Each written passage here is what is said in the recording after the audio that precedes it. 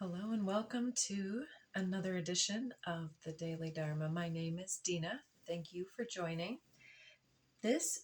We've started today with a number of decks, 4 decks, the 2 shamanic decks mixed together, the Sacred Geometry deck and the Return to Spirit decks, all laid out previous to the reading, as well as I've been out here for quite some time getting through my pre-messages and shuffling and reshuffling decks, and I'd love to get even more out than what's on the desk right now, but we have a lot of cards, so I thought I'd better to just start here, and if we have some time to throw a couple more or get a clarifying oracle at the end, I feel that would round it all up.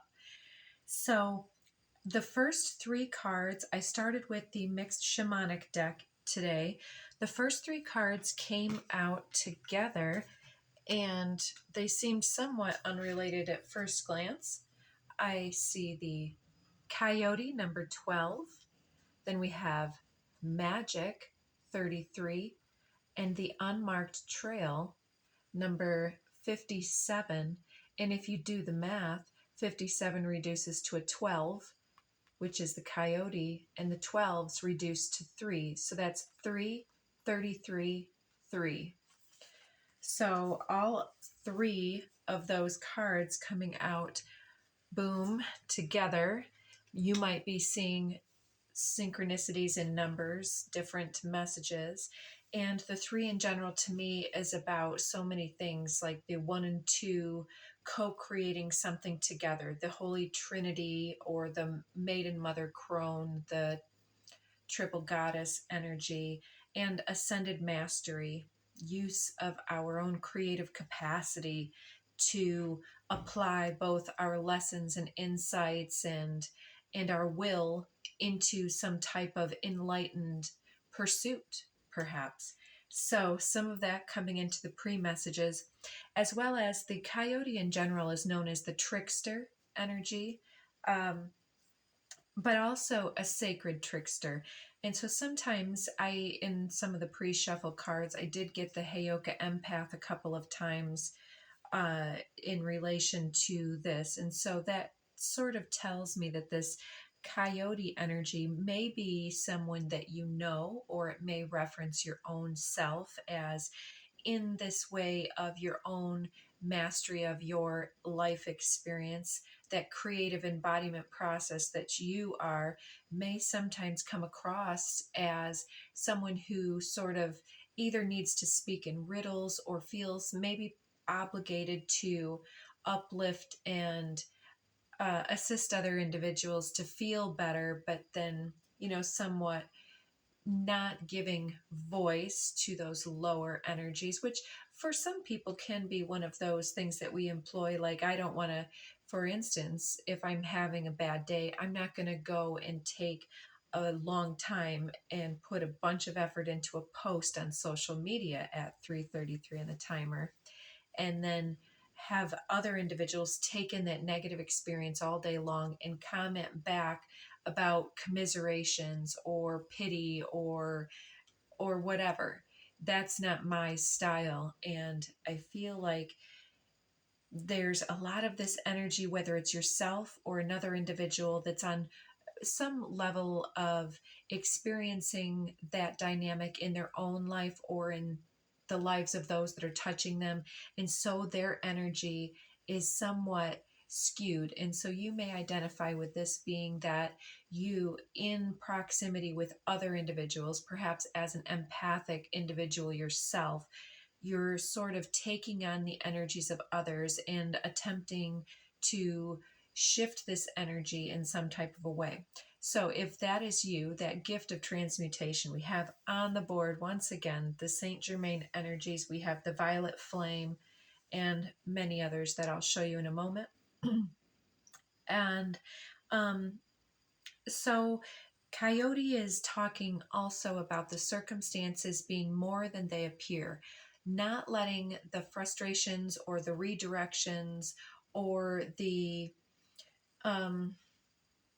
perceptions deceive us that there is something quite sacred about our path and the paths of those others, that we don't necessarily see everything at work and at play in their energy, but trust that they're on their own journey, right? And to the extent that it doesn't impact your own, then, we can just let others be. So I don't want to talk about the people necessarily that are feeling that they're coming up against some type of energy and needing that resistance. I want to talk about those individuals here that are utilizing this energy in such a way to, in their own brand or way, to uplift, and it feels like some type of sacred work or sense of personal sacred identity in this way, because the coyote is clarified with Gaia, the use of the elementals, the use of sacred knowledge and wisdom, and potentially making these into light, nuance, subtleties, and those type of messages into the world itself. So there's a subtlety to yourself or another individual's energy here. And the third clarifier on that coyote energy comes out as the birthing. And so, based on some more cards coming up here, we've got the cosmic womb at the end of this top line, and more, like I say here. But the cosmic womb and birthing here, possibly someone around you or yourself is contemplating birthing, getting pregnant on the literal sense. And if not, that doesn't mean that you're not bringing something into physical being in some other way, whether this is your calling or just talking about your sacred quest that is your life. Because we also have next with this magic card, I felt like this was more so the viewer being in your magic. We have the witness card coming up on the second row nearby, and I'm sensing that the witness is witnessing your magical capacity or your magical gifts. We have gifted also out here coming up. So the first clarifier for magic is the divine feminine. So whether you're masculine or feminine or whatever you identify as, this magical capacity that is being talked about now is this ability to, in the feminine, to hold space for, to create the incubation, the safety, security, the temple, the sacred temple that is healing and restorative, to birth things into fruition, can also be our contributions to others and assisting them with support, nurturance, nourishment, information. It can come through in so many different ways, but the feminine is the space holder, the one who creates the sacred space so that something can come to pass or to pass into being, the sacred birthing portal. Clarifying that, if you would believe it, the manifest card here with, and also, okay, before I go on, there was this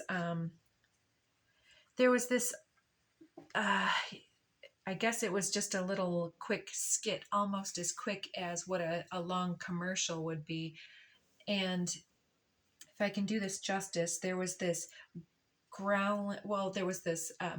youthful feminine walking through the forest, and it was perhaps dark and whatnot, and she looks over, and right in front of her is this wolf, and it's baring its teeth, and it sticks up its back fur, the pose that we see of the wolf, the aggressor, and it hunches down and looks as though it's ready to attack, and she freezes, and she assesses the situation. It flashes to various different situations in between, and it's showing her walking into a meeting, and it's showing her doing this ballet performance and getting out on stage, and then it shows her doing something else quite challenging and something else quite challenging, and then it flips back to the wolf and the girl, and then it flips back to potential nervousness and lack of preparation, the anxiety phase of looking forward to something that is going to challenge us. And it keeps flipping, and all of a sudden she just kind of grabs her fist and just gets her own snarl face on. She's like, ah, and she just gets all of her courage forward, and she goes charging at this wolf, and the wolf charges at her. And at the moment of impact, you start to see her and one of the images was her like walking up to some guy and or being prepared to walk up to some male, and he then is like seeing this other beautiful woman, and they smile, and then she cowers, right, and she's fearful and she walks away, but then starts flipping through all of these things where instead she saunters out on the ballet stage, and she just completely nails it. And then she walks into the job interview, and she's, strutting, and she delivers, stands firm, and everybody's, oh yeah. And then it's showing her with this masculine, the potential date factor, and she walks straight up to him, and she, like, I don't know if she like grabs his face and kisses him or something like that. And I'm sure I'm not making it seem as profound as the imagery, but then in this moment, then it finally shows this impact of the girl and the wolf, and she steps straight through this smoke cloud, and then she continues to walk on with her life. And to me, I would watch this when I first came across it, which was, it had to be like 2015 or so, if I had to throw a date out there. And I would watch it again and again because at that moment it was so profound to me. And I was seeing that as my own idea here of what was being shown with this coyote and this magical maiden here. And this 12 at 12:12, the 12 hanged man, not sure what to do, waiting for enlightenment, waiting for permission, waiting for understanding, fear, anxiety, unknown, and then this magical capacity to just smile at the trickster and know that that is just another veil, and becoming the 3. And then the 33 is the mastery card of this embodiment of this trickster energy in a sacred way. So that sacred magic of holding space for self primarily, that allows you to be the courageous activator of yourself and others in some way. So the third card, this unmarked trail here again, a few things. It was like things turned on their side, flipped around. It's like, which side is up in this card? And is there truly an up or a down, east, west, north, south? And the labyrinth here. And in the center, I was seeing this chariot imagery and the winding path to the center. And I don't want to give a lot of attention to this, but there was this dream I had last night. It was so incredible to me. I was seeing this horizon. I had just helped someone to find their way to this gathering, and I was like, all right, yeah, thanks. And I look up, and it was so profound. There was this hazy sun, and it was a morning, which is itself a dual word, right?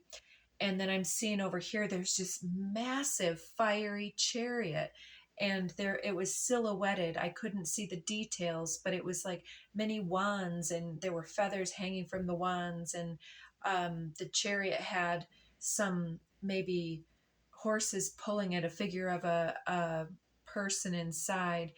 And then I was like, I sent these people, whoa, do you see that? And they're like, oh yeah, it looks like we've got some weather moving in, like that sailor's sky.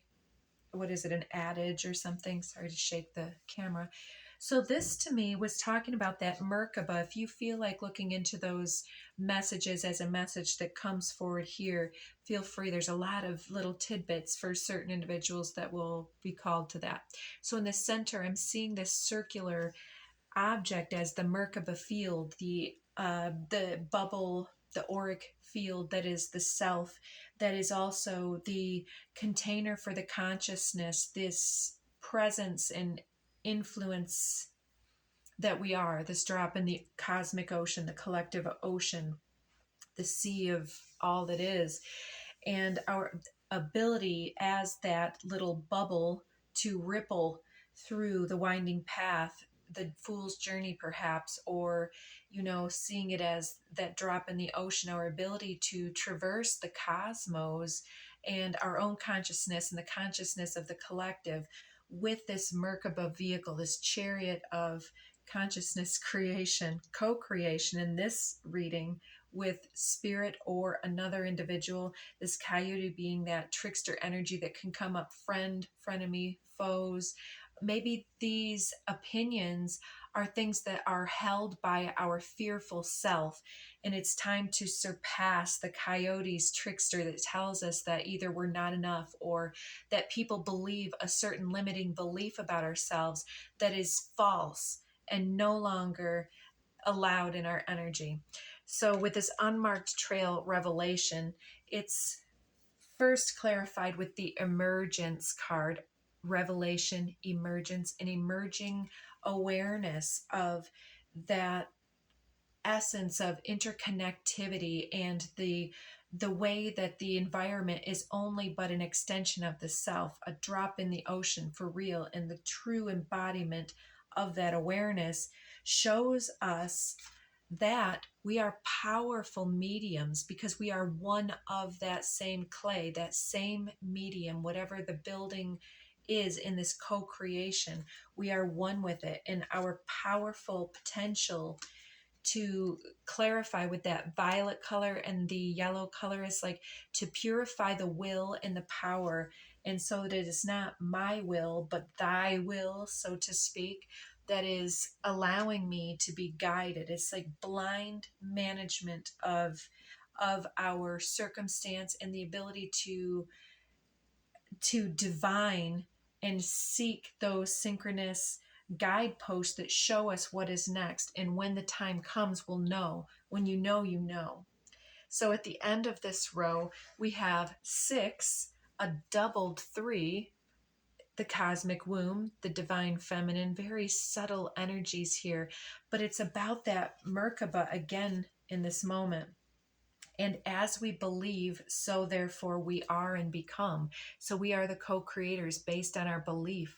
And look at the blue and the violet here is the ability to transmute our thoughts, beliefs, our emotional context, perspectives, and to then transmute and alchemize, to integrate shadow, light, positive, negative, and so on into a higher form of beingness here. And then we have this other violet card, the storm. It's like you are the storm bringer through the beliefs that you hold. And the blue is also there, if you can tell that. So our beliefs are creating some type of storm, whether you see that as a cosmic storm coming through or the storms of life. We're bringing something powerful that's shaking things on quite a subtle level and shaking loose and helping the healing process of all that is, I believe. So next line, we have the 7. So we just moved from the 6 to the 7 sequentially. The covenant, sacred contract. So this could talk about a partnership, a new meeting, or one that's existing where you have sacred work to be done. I do believe that at this time, whether you're watching this timeless or not, at this time of these energies, there is a crisscrossing, and certain contracts are being completed within individuals, all individuals' lives, and new contracts are being written. New will, new truths, new awareness revealing itself, and new messages and messengers embraced. And so don't give up on people too soon. Miracle kept coming up underneath the deck, but it did not come out in the cards that are on the desk right now. But the sacred contract, it can talk about those coming in, those already here. There has been work to be done, and we are the sacred choosers of the growth process that we are able to integrate from that and to make it into something that matters, to create matter, to co-create matter. from ether, if that makes sense. So next we have integrity and music. And so integrity is also, I was seeing eye of the needle intentionality quite a bit before this came out. And then the intentionality and the integrity here is that, again, that purification of the will. And then the music card is our ability to resonate. It's soul song, soul resonance, energetic resonance energy for me. And with the reddish oranges in the middle, it's talking about the way that we harmonize or or clash with other harmonics in the midst of us, and thus how we go with one group or another. And it was being shown to me how, even as we watch people, for instance, on YouTube, or maybe you watch people in different platforms online, or maybe different friend groups, family members, we're really close with one individual in our youth, and then we come back around and there's other people, and then other people, and maybe you reconnect with somebody and see that you're not the same anymore. It's all about resonance and how we are all shifting and changing all the time, and how we need to not cling to those individuals that are triggering us in a certain way. We can release them because there's something dissonant about the energy. We can take and learn and integrate whatever it is with integrity and witness those elements, but then we can release that energy and seek for those things that do create more harmony, more upliftment, more musical content.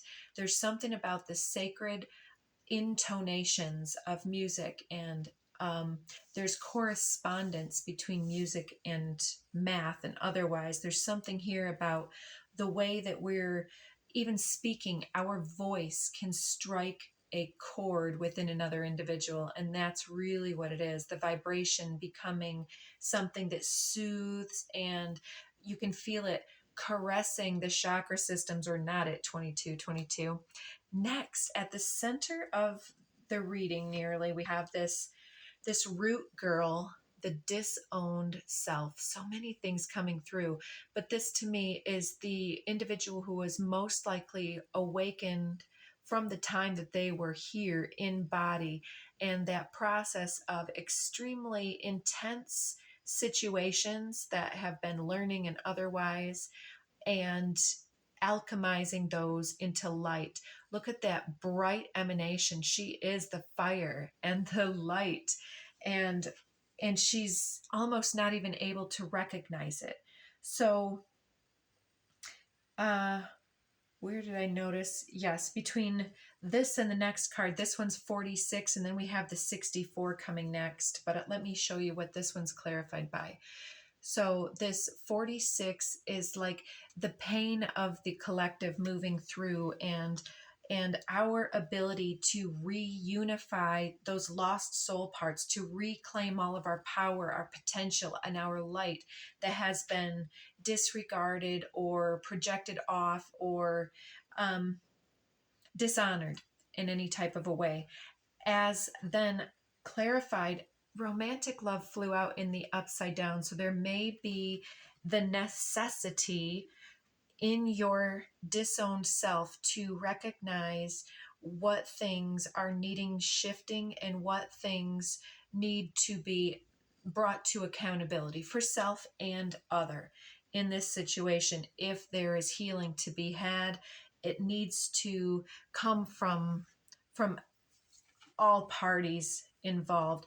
And that's how we can flip that romantic love back into the upright, falling back in love with life and light. Keep flipping in my mind, is like to recognize that fire, that passion that we are from an early age, and that not everyone is this. That diversity is something that we need to kind of work to understand, accept, and decide what is creating discord and dissonance, and where our resonance wants to move us next into this unmarked trail.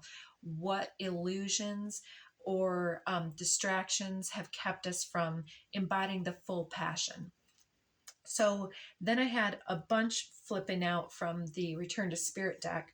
First, we had Caretaker that came out. So disowned self and caretaking.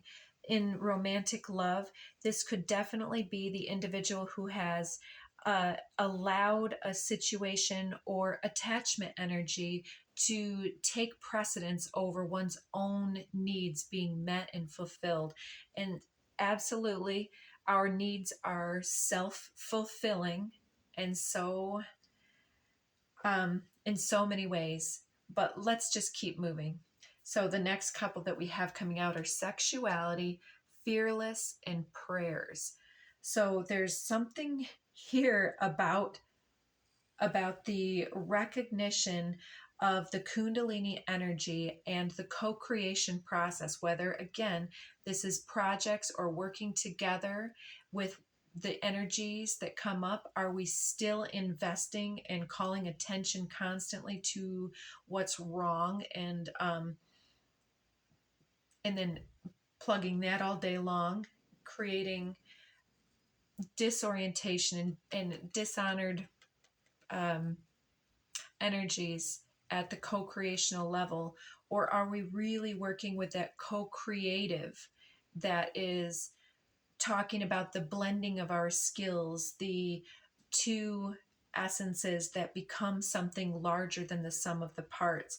So destructive or constructive, and why is each one important, and what needs to go on from there is something that we're facing as individuals. So it won't be part of this broadcast. You'll know it because we have so many cards here of knowledge and wisdom. So here we have the prayers, Sexuality, and Fearless. It's like we have to fearlessly awaken and to advocate for our needs in a situation. What are your unanswered prayers? What are your red flags and green flags, green lights? And how can you communicate these in your life, in all avenues of your life, on a more powerful level, to create more intimacy in your partnerships, more connection and authenticity between family, friends, coworkers, and so on? And how can you align your passionate hobbies and interests more so into the words that you speak and the things that you do and don't stand for in conversations? Taking back this disowned self is to feel okay being unique and separate, and thus part of the whole, if that makes any sense. So the next one, we've only got two piles left here. 64, that's the witness, witnessing your magic, whether this is your partner, your co-creator, or some stranger that's witnessing you out in the public eye. This individual is being activated by you. They are also probably many people. This is like the Chiron wound here, this lifelong wound thing, where individuals will disown aspects of themselves. Not everybody is whole and happy, who knew? Sarcastically, sorry.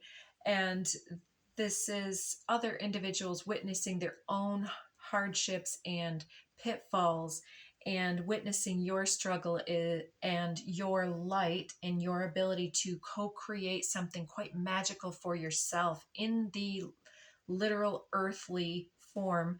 Your manifestation is taking physical shape, and others are seeing this happen. And it's being attributed to the force of universal love, universal consciousness working through your person. And then we have the violet flame. Look at how far you've come, is where individuals are placing their attention. Whether it comes across with a bit of envy or not, that's not for us to necessarily worry about. This is saying that we need to transmute what we believe others are witnessing through us, to say, all that there is to me is as much love as I can convey in any time. And so if they see it as anything other than that, we can just, let them sit with that. Let that be a marker of where they're at in their consciousness journey, that they would project that to us. Running short on time again. Jeweled web connectivity. I'm sensing that this is not only telepathic in our ability to use the internet, social platforms, and so on, or perhaps literally an ability to speak to others or to groups.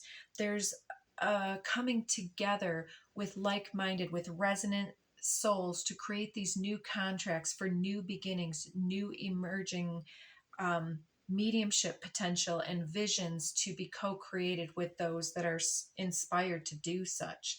And we have root chakra with synergy.